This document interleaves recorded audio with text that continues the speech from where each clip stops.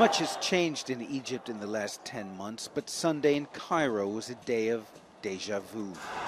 Running street battles raged around Tahrir Square between protesters and security forces in a growing revolt against the Supreme Council of the Armed Forces, which took over from Hosni Mubarak last February.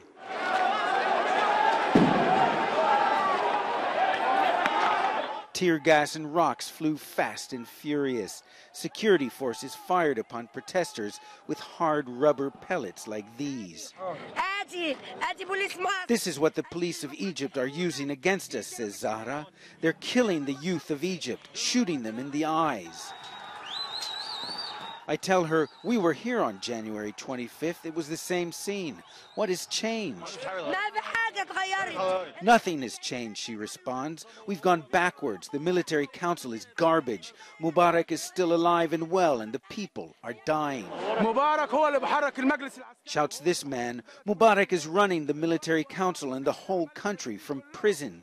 Mubarak and all the corrupt businessmen around him. Motorbikes rushed the wounded to a makeshift field hospital, the same one that treated those injured during the uprising against Mubarak. To the protesters, the new military rulers look an awful lot like the old one. On January 25th, we were on this very street and we were also tear gassed. Now, months and months later, it's November and the same thing is happening all over again. Shukran. So now, of course, here you see, some of the services provided by the revolutionaries. They're putting saline solution in our eyes, giving us Kleenex to wipe it off. What has changed is the once cowed and silenced people of Egypt have found their voice. Whoever ends up running this country will have to contend with a politicized, vocal, and demanding population that has learned to fight back.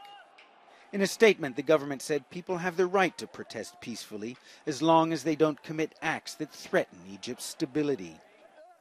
A stability that most Egyptians are desperately seeking. Shopkeeper Ahmed hasn't seen a tourist in days. For now, the economy has collapsed and the country can't take it, he says. We're on the verge of bankruptcy. There's no tourism. There's nothing. People say Mubarak was wrong. Maybe he was, adds his partner Mohammed. But I had work during Mubarak's days. Publisher and human rights activist Hisham Qasim warns that the country can ill afford open-ended revolt. The poverty belt is now the ticking time bomb in Egypt. It threatens that what we went through could be repeated. And if our economy can barely go through it this time, I don't think we'll survive a second uprising in a span of 10 years.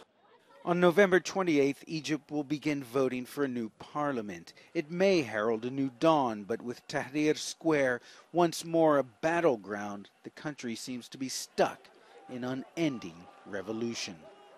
Ben Wiedemann, CNN, Cairo.